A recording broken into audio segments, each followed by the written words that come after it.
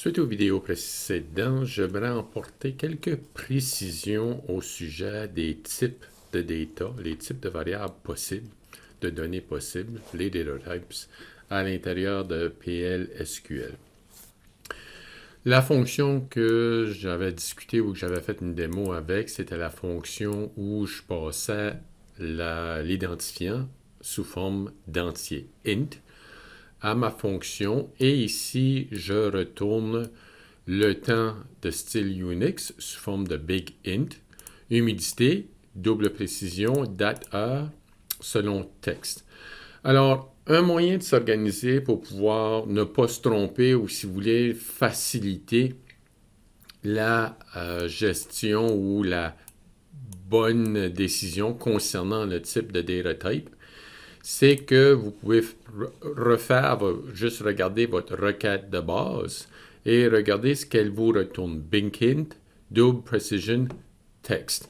Et transférer ceci sous dans la fonction. Maintenant, vous allez voir PLSQL ou le langage PLP GSQL a quand même des data types qui sont des mots doubles séparés par des espaces, ainsi de suite. Bon, ben, ça fonctionne.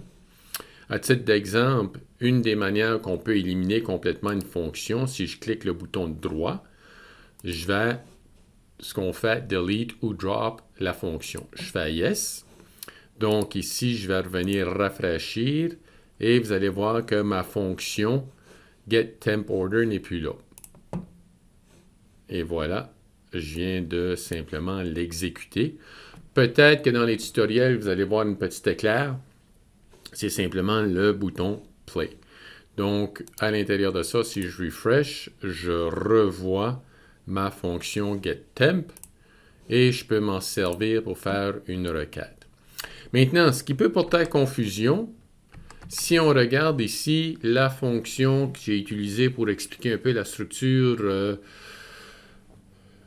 de la fonction comme telle, regardez, on définit un entier comme int ici. On sait que cette fonction-là va retourner un entier, mais regardez, film_count est défini comme étant un data type integer. Et on retourne film_count qui va être placé, qui a été défini comme étant un entier. Ce qui se passe, et je vais vous placer le lien, c'est que les différents types ils ont des alias, les data types, comme big int et aussi bien int8.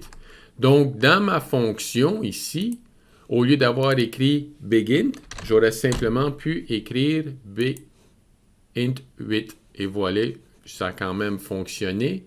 Si je viens ici, je fais ma requête. Et voilà, tout fonctionne comme tel à ce niveau-là. La raison pourquoi j'ai juste fait exécution, n'oubliez pas que j'ai create or replace ici. Donc, j'ai changé mon big int en int8. Donc, c'est dû au fait qu'il y a des alias, ça peut être des choses qui sont là de par le passé, ça peut être des choses qui sont là pour au niveau interne. Mais vraiment, on devrait utiliser les noms qu'on a ici. Donc, ce qui nous permet de regarder que double précision, j'aurais pu le définir comme étant float 8. Ça aurait marché, ça aurait fonctionné. En plus, j'aurais pu définir, voici, text est là. Okay. Vous voyez que real était float 4. Ça n'aurait pas fonctionné pour la décision. J'aurais pu utiliser décimal, mais ça aurait peut-être fonctionné, et ainsi de suite. Donc, il faut quand même faire un peu attention de la manière qu'on va nommer. Ça peut porter à confusion. Moi, ce que je vous conseillerais, c'est demeurer avec les noms. Parce que j'ai l'impression que les alias, un jour, peuvent peut-être disparaître et être deprecated, comme on dit en anglais, ne plus être utilisé dans le langage et un jour être abandonné. Donc ça, c'est pour éclaircir un peu la notion de data type lorsque vous allez créer des fonctions. Merci.